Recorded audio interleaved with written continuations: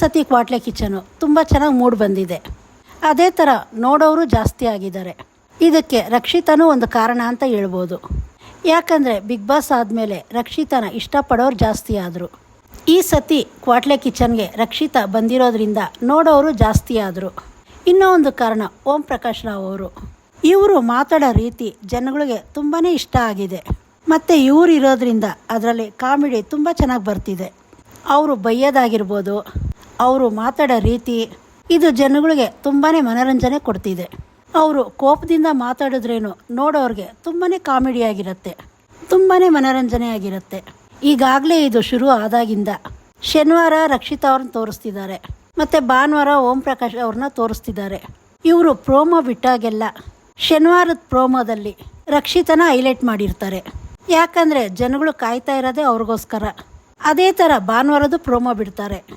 ಪ್ರತಿಯೊಂದು ಪ್ರೋಮೋದಲ್ಲೂ ಓಂ ಪ್ರಕಾಶ್ ಅವರೇ ಹೈಲೈಟ್ ಆಗಿರ್ತಾರೆ. ಜಾಸ್ತಿ ತೋರಿಸೋದು ಅವ್ರನ್ನೇ. ಆ ಪ್ರೋಮೋ ನೋಡಬೇಕಾದ್ರೇ ಆ ಎಪಿಸೋಡ್ ನೋಡಬೇಕು ಅಂತ ಅನಿಸುತ್ತೆ. ಅಷ್ಟು ತಮಾಷೆಯಾಗಿರುತ್ತೆ ಓಂ ಪ್ರಕಾಶ್ ರಾವ್ ಅವ್ರದ್ದು.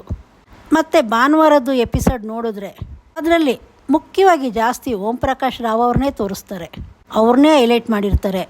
ಜನಗಳಿಗೂ ಅದು ತುಂಬಾ ಇಷ್ಟ ಆಗ್ತಿದೆ. ಬೇರೆಯವ್ರದ್ದು ತೋರಿಸ್ತಾರೆ, ಆದರೆ ಜಾಸ್ತಿ ಓಂ ಪ್ರಕಾಶ್ ಅವ್ರನ್ನೇ ತೋರಿಸೋದು. ಇದು ಶುರು ಆದಾಗಿಂದ ಓಂ ಪ್ರಕಾಶ್ ಅವ್ರಿಗೆ ಪಾರ್ಟ್ನರ್ ಆಗಿರೋದು. ಮೊದಲನೇ ಸತಿ ವಾಣಿಯವರು ಪಾರ್ಟ್ನರ್ ಆಗಿದ್ದರು. ಅವರಿಬ್ಬರು ಜುಗಲ್ಬಂದಿ ತುಂಬಾ ಚೆನ್ನಾಗಿತ್ತು. ಅದೇ ಥರ ಇನ್ನೊಂದು ಸತಿ ತುಕಾಲಿ ಸಂತೋಷ್ ಅವರು ಪಾರ್ಟ್ನರ್ ಆಗಿದ್ದರು. ಇವರಿಬ್ಬರು ಜೋಡಿ ಜನಗಳಿಗೆ ತುಂಬಾ ಮನೋರಂಜನೆ ಕೊಡ್ತು. ಹೊಟ್ಟೆ ನೋವು ಬರೋ ಥರ ನಗಿಸಿದ್ರು.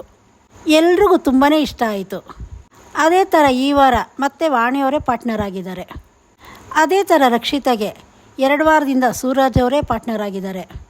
ಇದನ್ನು ಗೇಮ್ ಅಂತ ಇಕ್ಕಿ ಅವ್ರಿಗೆ ಯಾರು ಸಿಗ್ತಾರೋ ಅವ್ರನ್ನ ಪಾರ್ಟ್ನರ್ ಆಗಿ ಮಾಡ್ತಾರೆ. ಆದರೆ ಇದು ಮೊದಲೇ ಪ್ಲ್ಯಾನ್ ಆಗಿರತ್ತಾ ಇಲ್ಲ ಟಾಸ್ಕಾಗೇ ಮಾಡ್ತಾರಾ ಏನೋ ಗೊತ್ತಿಲ್ಲ. ಆದರೆ ಅಲ್ಲಿರೋ ಜಡ್ಜಸ್ಸು ಮತ್ತು ಅಲ್ಲಿರೋರು ಯಾರು ಬರಬೇಕು ಅನ್ಕೊಂತಾರೋ ಅವರೇ ಬರ್ತಾರೆ. ಇದು ನೋಡ್ತಾ ಇದ್ರೆ ಒಂದು ಕಡೆ ಇವ್ರದೇ ಪ್ಲ್ಯಾನ್ ಅಂತ ಅನಿಸುತ್ತೆ. ಏನೇ ಆಗಿದ್ರು ತುಂಬ ಚೆನ್ನಾಗಿ ಮೂಡ್ ಬರ್ತಿದೆ, ನೋಡೋರಿಗೂ ತುಂಬಾ ಇಷ್ಟ ಆಗ್ತಿದೆ. ಇದ್ರ ಬಗ್ಗೆ ನಿಮ್ಗೆ ಏನು ಅನಿಸುತ್ತೆ ಕಮೆಂಟ್ ಮಾಡಿ ತಿಳಿಸಿ. ಮತ್ತು ಅಲ್ಲಿರೋರಲ್ಲಿ ನಿಮ್ಗೆ ಯಾರು ಇಷ್ಟ ಕಮೆಂಟ್ ಮಾಡಿ ತಿಳಿಸಿ. ಮುಂದೆ ಇನ್ನೂ ಒಳ್ಳೊಳ್ಳೆ ಮಾಹಿತಿಗಳು ಕೊಡ್ತೀನಿ. ಚಾನಲ್ ಸಬ್ಸ್ಕ್ರೈಬ್ ಮಾಡ್ಕೊಳ್ಳಿ.